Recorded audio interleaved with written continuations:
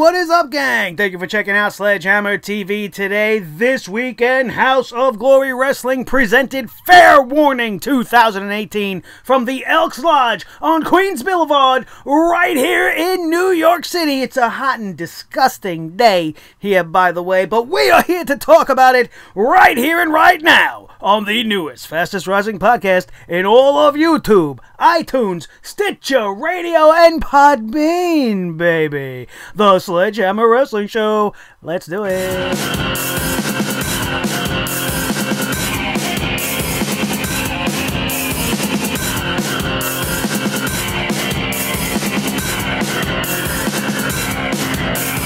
The Sledgehammer Wrestling Show.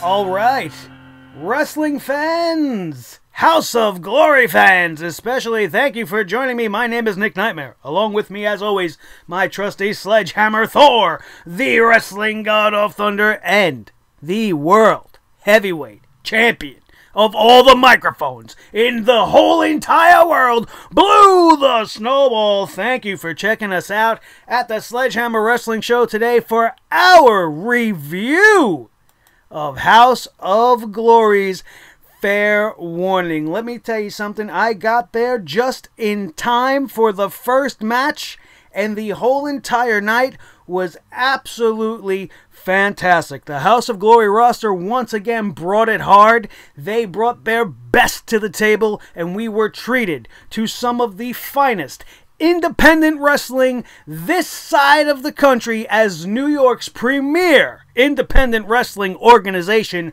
House of Glory, held nothing back, nothing at all at Fair Warning. The only thing that I can say I did not enjoy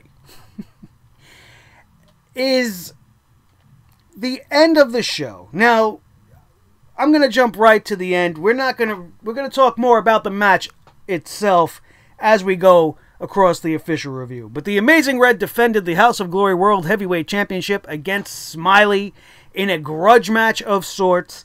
And after the match concluded, Red took a spot where he was put through two tables. I'll use the word tables loosely because they were very thick to my eye. I was pretty close to the actual area, so I was able to see. They did not look like your standard, wrestling table. They actually resembled to me a little bit more what they use over in New Japan, which just by the eye and watching these guys do their thing looks like a harder surface to hit. And Red was not moving after the match, and of course it's wrestling, so you never know if they're working you, if it's part of the show or whatnot. But the House of Glory staff was ushering the crowd out of the arena quicker than I've ever really seen happen before. Usually they allow you to linger and, talk to some of the wrestlers that might be hanging around. But there was a sense of urgency towards the end of the night. I had to use the restroom, so I did just that. And there was a line, of course. At an event, there would be a line for the restroom. And by the time I had gotten out of the Elks Lodge bar and back through the arena, most of the crowd had already been gone, and the doors were shut so that you couldn't see in, and Red was still down. Now, I don't know any updates or any information just yet. I'm going to assume that it's not anything that bad because no announcement has been made. I have not seen anything really on social media too much. I do know that JD happened to express during Off the Script today that it might have been a stinger, or it might have been, something of a concussion, something a little bit more minor, but the EMTs would not allow Red to get up on his own power, even though he did want to. So that's all very positive, and, of course, we are always hoping that for the very best for the Amazing Red. We love you, Red. That match last night was absolutely fucking amazing. He has been as hot as he has ever been in his whole entire career. Maturity has really turned him into a top-notch talent. What he does with his students and with the guys that are learning down there is second to none. That's why House of Glory is the place to be, especially if you are in the tri-state area. You have got to come and check it out, because other than that, I mean, it was the first time I ever left a House of Glory show feeling less than happy, only because I was concerned. It came from a place of concern. I was not disappointed by the show whatsoever. Start to finish, this show was absolutely great. One other thing before we get into the card, I'm going to talk a little bit about the Elks Lodge. Now, this is not a disparaging of that particular venue. It holds a special place in my heart. It's a very important part of the ECW lore as far as the New York State and what they did here in my particular area. And I love the place. It's nostalgic. It has a great feel to it. It's hard if you're a fan because you pack a lot of bodies in there. It's a tough venue to attend. Only the hardest of the hardcore fans really don't mind being at the Elks Lodge, which all in all I don't.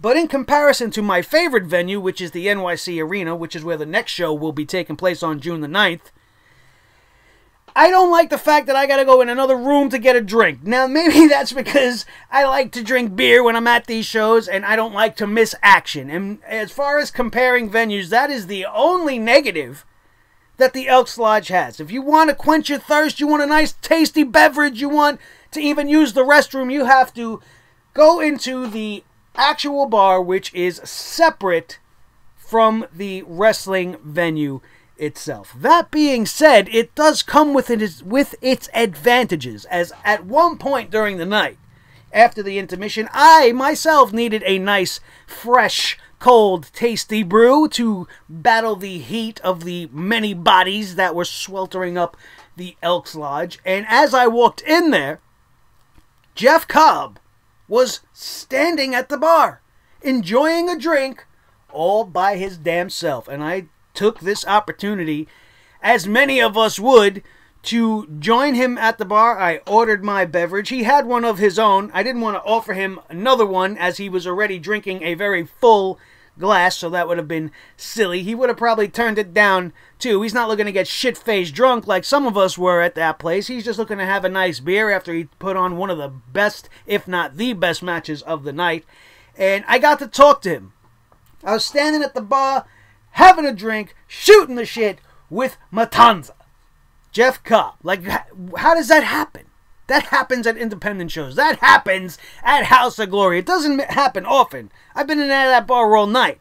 It just so happened the stars aligned, and I got to spend a couple of quality minutes talking to him, telling him how I love the Wrath of the Gods finisher, how the Monster Matanza was one of the main driving forces of me becoming a fan of Lucha Underground, and he was very appreciative of all my compliments. He's a very top-notch, very respectful guy, and I had a great, great time with him, even though maybe it was, maybe 5 minutes. But it was 5 minutes of my life that were very, very well spent. You don't get that opportunity very often, and I'm telling you guys, these are the type of things and experiences that you are missing out on when it comes to independent wrestling. You gotta support wherever you are. If you're not in New York, there's a place like House of Glory somewhere where you're at, and you have to support it, because that's where the future comes from. And if this is where our future lies, in the roster of House of Glory, the future is super bright, and I cannot wait to see what a lot of these guys bring to the world of professional wrestling as a whole. Because by the time some of these guys are finished, the whole world will know their name, and they are going to be on top in the WWE at some point. God willing. Because some of these guys deserve it. Absolutely so. You've seen time and time again over the last couple of months, House of Glory talent has been filling up the NXT roster, so I know what I'm talking about. And tonight, Friday night, it's Sunday right now, by the way, Friday night's show was absolutely terrific. Let's start talking about the card itself. Fair Warning kicked off with a grudge match between Matt Travis and Leroy Green. This match was very, very rough. By the time this match was over, Leroy's chest looked like raw hamburger meat. Travis chopped the shit out of him. It was a very intense, Very brutal match. At one point, Leroy took a spot where he took a dive through the top and second rope to the outside. I don't know if he forgot that the stairs were over there, or if he really just didn't give a shit and wanted to tear Matt Travis's head off no matter what was in his way. But he took a little sketchy bump on the way down doing that. It looked like he might have hurt himself, but but the match continues after that, so it looked like everything was just fine. Matt Travis would win this one, but would continue his beatdown on Leroy Green post-match, which would call out Cash Flow, INC, and Ken Broadway would grace us in the Elks Lodge with his presence and save his little buddy Leroy Green from Matt Travis. This would be a short-lived celebration, as the House of Gangone would immediately surround Cash Flow around the ring, and then Cash Flow would then be joined by Private Party, and we would have a six-man tag. We were going to see the House of Gangone versus Private Party and Cash Flow. The Cash Flow Party, as the House of Glory faithful dubbed them that night.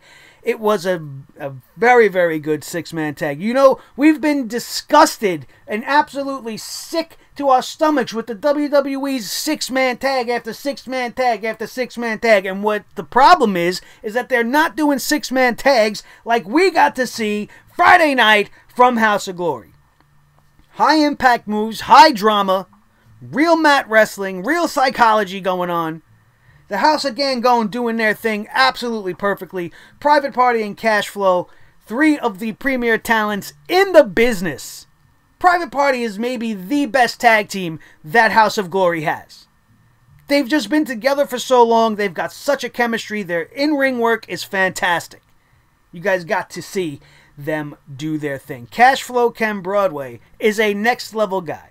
I feel like when I watch him, he should be one of these guys that are coming into House of Glory as a special attraction. Like we had Jeff Cobb coming in tonight and Shane Strickland, and Ken Broadway is right up there with those guys. He's had tremendous matches all year long with Matt Travis, with Leroy, most notably with Gangone. His matchup with Leo Rush is maybe second to none.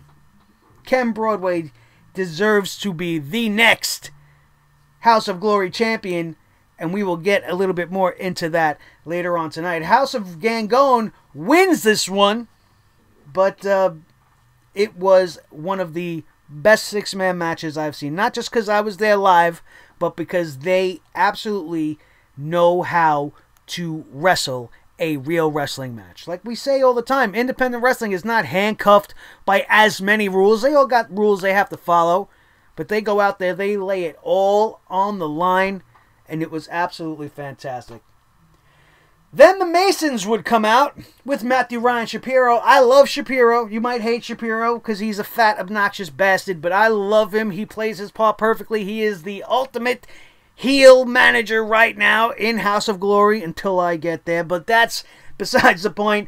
I, unfortunately at this point, do not like the Masons enough to give two shits about what they had to say, and I cared a lot more about getting my drinks. So I had to go to the bar and grab a couple of beers for myself because it was that time. It was just that time, and my interest is not invested in the Masons enough to really give a shit. It's not that I don't like them. I'm sure they're going to be a great team. They're just not on my radar yet, and whatever you're selling, I ain't buying yet.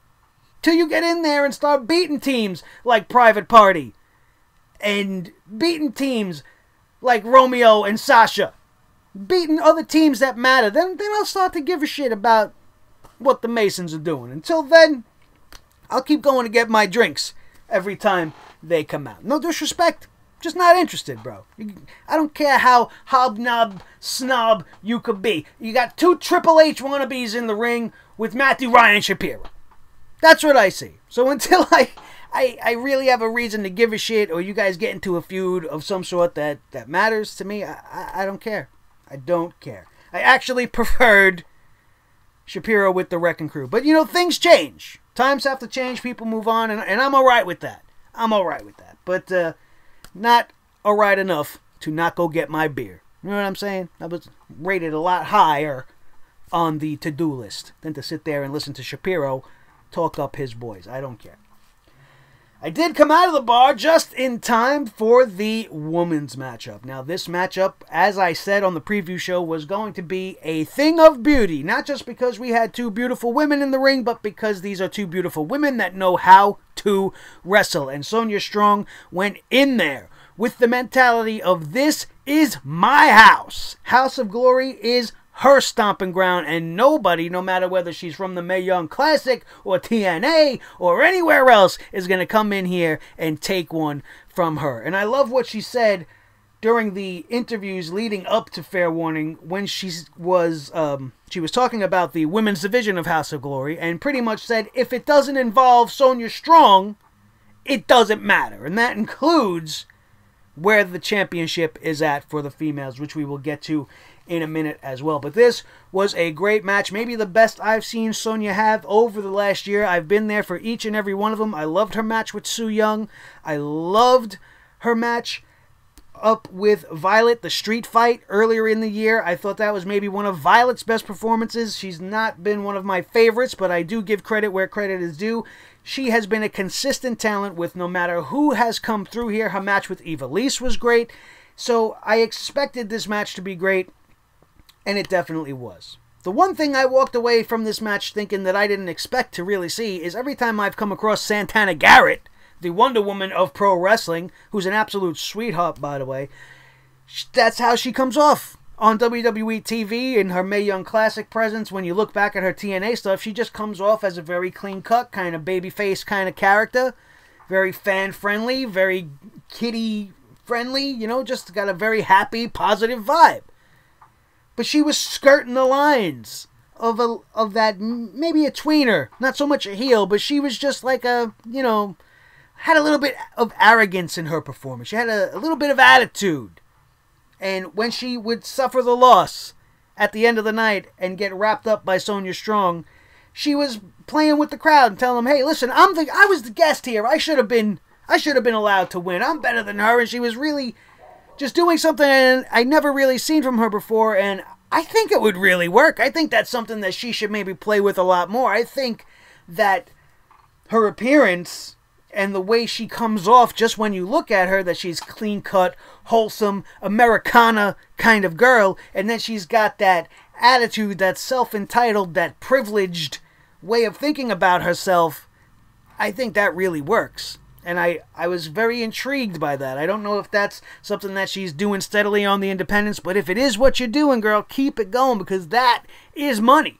That is money. Pro Wrestling Wonder Woman, absolutely money as well. You're going to get fans, you're going to get girls behind you with your t-shirts, and the little girls are going to look up to you, and that's going to be great. But you want the hardcore fans, you want everybody to love you as a whole, embrace the hate. It's going to work for a lot of people. But I think it would really, really work for you. Almost like a sarcastic way to come off as Wonder Woman. Or like a bitchy version of Wonder Woman. If Wonder Woman was bad, that should be Santana Garrett's frame of mind. But this was a great match for the women once again. Thank you to Santana Garrett for the interview and the photograph, which I did get towards the end of the night. She had already, you know, kind of got ready to go home.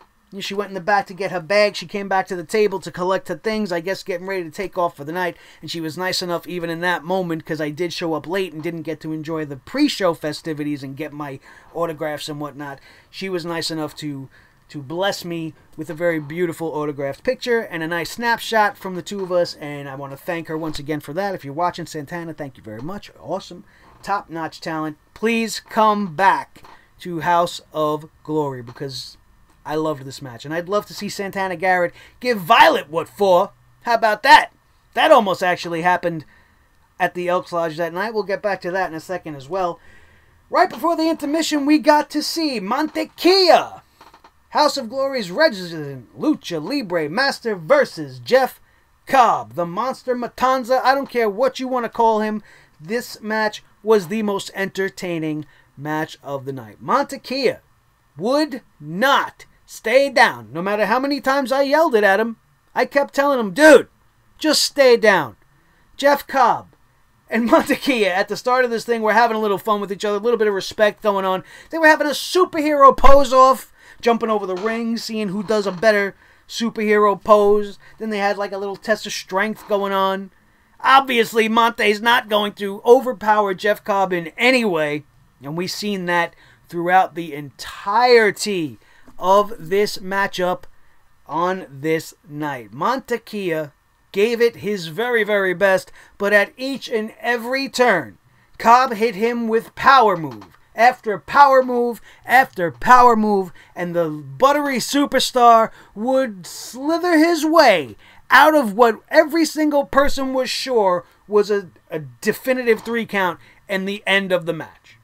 It was not until he was hit with the wrath of the gods that it was finally over for poor Monte. I said it. I didn't make good on my promise to bring flowers for the poor buttery guy's mom. And that's because I was a little behind schedule, but maybe I should have, because I knew he was going to be flattened like a pancake. And it was absolutely one of the most entertaining matches you will ever see. How Monte just kept coming at Cobb and just not giving in no matter what this monster did. Definitely got to give props and big time respect to Monte. He took a fucking beating last night. A legit beating. And he came out on the other side with his life. Just barely. Jeff Cobb. Absolute monstrous. Monstrous, man. Again, dude, please come back to House of Glory. Come back and take it over. I think you could be the new face of House of Glory. He was a top-notch guy. Absolutely super, super nice. Very friendly, very approachable. Thank you, also, Jeff Cobb, for your autograph as well towards the end of the night. And, you know, I saw them both eating earlier in the evening, but I'm not a douchebag fan. I wanted to give them the respect they deserve. They just put on 2 of the best matches of the night. They're sitting there trying to refuel back up, maybe carb up, get their protein back up, whatever it is. I'm not going to go and bother them while they're doing something like that. So I noticed them right before they were kind of getting ready to go, and I want to thank them both once again. Absolutely fantastic. Thank you guys so much. And please come back to both of you. Santana Garrett, Jeff Cobb. At least for me, you are always welcome at the House of Glory. Then we had intermission, which was pretty good, because I got to go get more drinks, which is always a good thing. And I got to go talk to JD for a little while, which we always do. We have to show respect to the man that brought us here in the first place and introduced me to House of Glory. I could never thank that man enough for bringing this company into my life. It was one thing to inspire me enough to come out of my hole and start a whole podcast and everything, but to direct me to this company, which has been in my city for over 7 years, and I was unaware of it until he made me aware of it. I could never thank him enough. I get tremendous enjoyment and tremendous satisfaction just out of setting foot inside each and every House of Glory event. No matter what the card is, I never, ever leave disappointed. After the intermission, which was fantastic, we came back to a Battle Royal. An impromptu Battle Royal, which featured every single person that was there on the night. And the winner of this Battle Royal would receive a title shot of their choosing, which means they could choose Evander James with the Crown Jewel Championship, or the Amazing Red and the Heavyweight Championship of House of Glory. So, that being said, it was a Battle Royal, as Battle Royals go. Not too much that you wouldn't have expected to see. Pretty standard. But it was won by Cash Flow. And he is going to be our next House of Glory World Champion. If I was booking things, that's what I would do, bro. Cash Flow. You don't call him Cash Flow for no reason. You talk money, you want a superstar that's money, you want somebody that can carry that company and get people in that seat, get butts in the seats, get people in the arena. Cash Flow's your guy, bro. Cash Flow is ready. He's maybe been ready for a while, but after what I've been seeing consistently, and maybe you guys know because you gave him the win in this Battle Royal, Cash Flow is the next big thing in House of Glory. You might think he's been a big thing, and you're probably right. He's always been very popular with the crowd, and he's always been one of my favorite superstars since I started watching this thing. But now I think the time is right. The time is right, and the time is now for Cash Flow Ken Broadway. We had the Crown Jewel Championship match, which was another one that did not disappoint. Going into this thing, I thought this was going to be the match of the night, and I absolutely underestimated the abilities of Mantequilla and Jeff Cobb because they definitely stole the show. But this match was a very, very close second. Very high drama, lots of back and forth, Lots of close 2 counts. I thought on many occasions that Shane Strickland was going to unseat Evander James, and had it not be for that Weasley little bastard, Matthew Ryan Shapiro, getting involved, causing a distraction, pulling out the rule book on the referee, it could very well be that Shane Strickland would have been our Crown Jewel champion. But Evander James comes out very, very by the skin of his teeth, just barely edging out one of the best talents I've ever seen come through the doors of House of Glory. I love Killshot. I love his portfolio of work leading up to now, and the match he gave us with Evander James makes me want to ask him and beg and plead him as well. Please, dude, come back to House of Glory. Take the Crown Jewel Championship from Evander James and defend it with pride. You are one of the best in the business right now. Very, very underrated, if you ask me. I know a lot of us marks and us indie guys, we know what Shane Strickland can do. If you watch Lucha Underground, you know what he's all about. You know how insane he is and how great he is. But to see him live is something special altogether, and I highly suggest if you get the chance to see Shane Strickland, no matter what organization it is, he's going to probably give you the match of the night. So do not miss it. Unfortunately, Evander James came out with the win and is still our Crown Jewel champion, like I said. And I also said on the preview show going in, Evander James is an unsung talent in House of Glory. He's looked down upon by a lot of people in the crowd. He's not over with the crowd. He's not supposed to be over with the crowd. He's fantastic as a heel. Pairing him with Shapiro makes it all the better.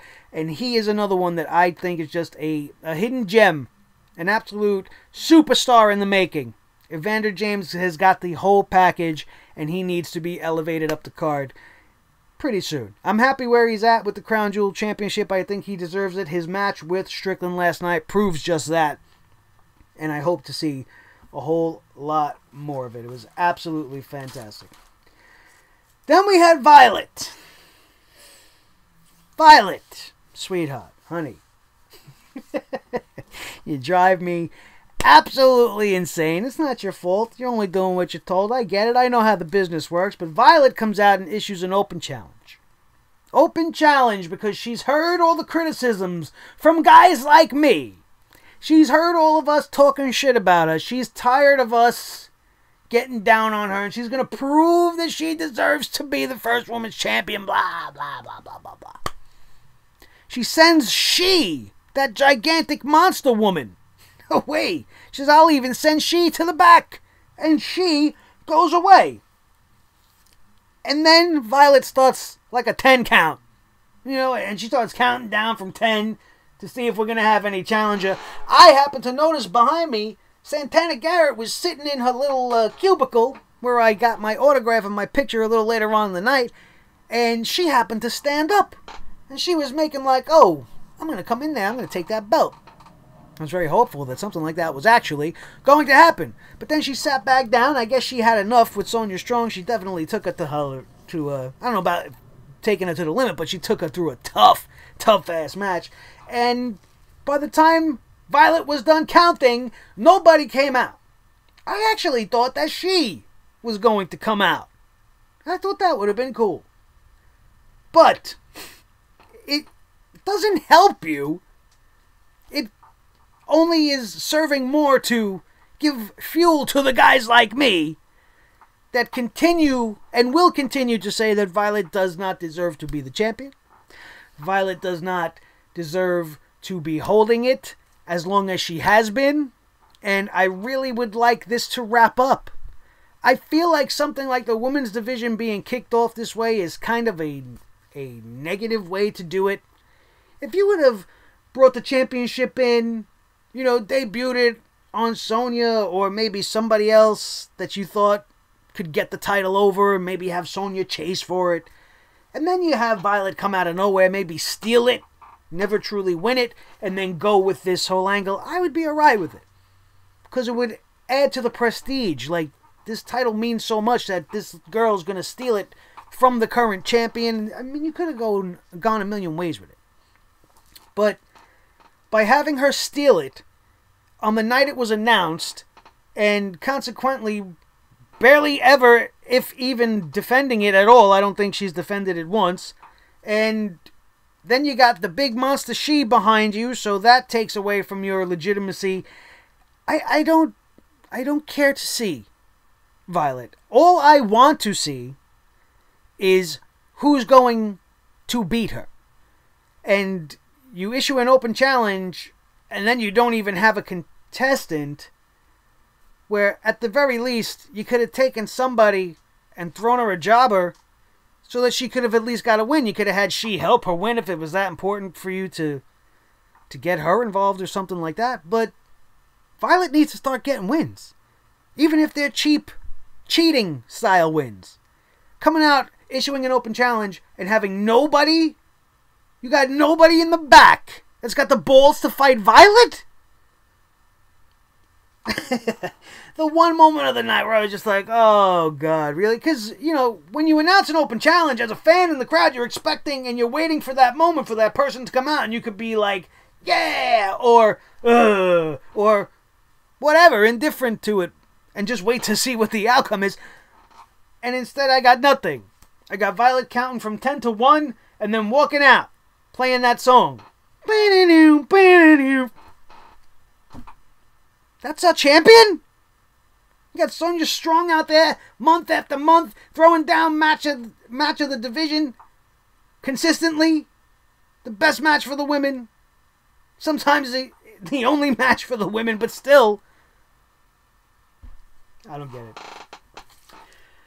What I do get is I get excited when LAX, EYFBO, whatever letter formation you want to moniker them, when they're in town, I have a great time. The proud Puerto Rican duo definitely doing it up with style in the Elks Lodge, turning the Fair Warning into a Latin dance party. And I had no problem with it. My shoulders were going. I got my feet going. We got the little merengue moves and whatever we got going on. You know what I mean? We were getting into it. They had a party going on, kicking off, dancing right in the middle of the match. The Isaac, my friend the DJ, started throwing down some beautiful Spanish music, and we had the guys doing their thing, and the whole entire crowd was getting into it because it was a very heavily Latino crowd. We had a proud Puerto Rican flag thrown up, and I was standing right by it. We were having a great time. And that wasn't even with the wrestling match. The guys made this whole entire night just a non-stop party. And when we got to this match, it just kept going. This match, though, would end with LAX getting the win over larger than life. Really big Brian Burgundy and TJ Marconi. I love that team too. I think that's a great team. I love the oddball pairing dynamic. It definitely works with these two. I just feel like I've seen them lose so often now. You know, it would be nice to give them a win or something once in a while. You know, not in this case because we had a tag team championship match, and I don't want LAX losing the titles. They are the legit best tag team in the division. Maybe Private Party is a close second. But I think therein lies a feud that we need to build up. Private Party versus LAX. LAX is a party on their own, but they are definitely more badass, and they got that heel tendencies going on, and I think that would be a great feud going forward. Maybe even leading to the coronation of Private Party as the House of Glory Tag Team Champions at some point. But, that being said, this match was very, very entertaining. All the dancing and joking around aside, Brian Burgundy climbing around the rings like Spider-Man, climbing around the ropes, rather, and Marconi throwing him around like a rag doll. He did take one spot at one point where it looked like he hit his head pretty hard, and I'm pretty sure I heard that he may have had a concussion as well on this night. But fantastic performance from all four gentlemen involved. It was a great tag team championship match, and your winners and still champion, LAX EYFBO. Absolutely fucking great. Absolutely great. I was so glad when they came back to House of Glory after they left for TNA for a while, and I continue to be very happy that they're around, giving those tag team titles quality matchup after quality matchup, building up the prestige of those titles, making it mean a lot for whoever it is that unseats them when that time finally comes. And the main event of the evening, which we touched upon pretty briefly at the start of this thing, the Amazing Red versus Smiley. Very emotional match. Both of these guys going all out there, trying to take the other guy out. Smiley, at one point, was almost incapacitated by the Amazing Red. And Red put him on the tables that Smiley had set up on the outside. Red would then go up to the top rope and was going to launch from that rope to the outside, smashing through the table Smiley. That did not happen because Red is too good of a guy. Red could not find it in his heart to pull the trigger and put an end to the Smiley one from the House of Gangone. And that would be what pretty much cost him. Excuse me. As Red did win the match, we talked about it before. He was put through a table at the end by Big Tom Juba, and subsequently was left with some kind of injury that we are, unsure of the results and what lies in store for the Amazing Red as of right now. We can only hope for the best, offer him our thoughts and prayers, and like we said, hopefully it's not too bad. And the next event will be coming at us at the NYC Arena, my favorite arena, on June the 9th at Temperature Rising. Special guests to include WWE Hall of Famers Jeff Jarrett and a return of Mean Gene Okerlund, Jessica Havoc, The Demolition, Sammy Callahan, whether you call him Sammy Callahan, Jeremiah Crane, or Solomon Crow, he's going to be there, and the Ultimo Dragon and Sonny Ono will also be there, some WCW legends as well as the entire House of Glory roster. As always, I'm going to be there. I got my front row seat months ago when they first announced it. I'm also going to bring my Jeff Jarrett TNA 6-string guitar to get that man to sign. It's going to be fucking great, and I hope to see all of you guys down there as well. Sorry for my little throat thing, but you see how hard I'm coming at it. You see I'm emotional. You see I love this business. I love this company. I love the product. I cannot wait to be a part of it. I know I keep saying it, but you guys, you know it's a real thing. And I will let you know as soon as it actually happens. All of my ducks are almost in a row so that I can continue on and live my dream and become a part of New York City's premier professional wrestling organization on the independent circuit, House of Glory. Thank you guys so much for checking out this review of this very fucking awesome live event put on by House of Glory. My name is Nick Nightmare. With me as always, Thor the Sledgehammer, the wrestling god of thunder, the official sledgehammer of the Sledgehammer Wrestling Show. We didn't have to swing him too hard, because there's no reason to bring the hammer down on House of Glory most nights. Couple of tidbits, the Violet thing and a couple of other things that I talked about. But all in all, 99.9% fucking awesome. And don't forget about the world heavyweight champion of microphones, Blue the Snowball. I am your host, the legendary Nick Nightmare. This has been the Sledgehammer Wrestling Show right here on Sledgehammer TV, only available on YouTube.com. If you want Raw and SmackDown and WWE stuff, that is all here as well. And that is also available on iTunes, Stitcher Radio, and Podbean. All of our House of Glory content is exclusive to the YouTube channel. So, if you want to go check out the audio stuff and hear me bring the hammer down on the WWE on a weekly basis, you can go there, or you can keep it right here on Sledgehammer TV. Click that next video, go to a playlist, go check it all out, because it is absolutely worth your time. And when you're done doing all of that, hit that like button, share this video and this channel with all of your wrestling buddies all over the wrestling world. This way they can become a part of the biggest, newest, fastest rising club, the Sledgehammer Club.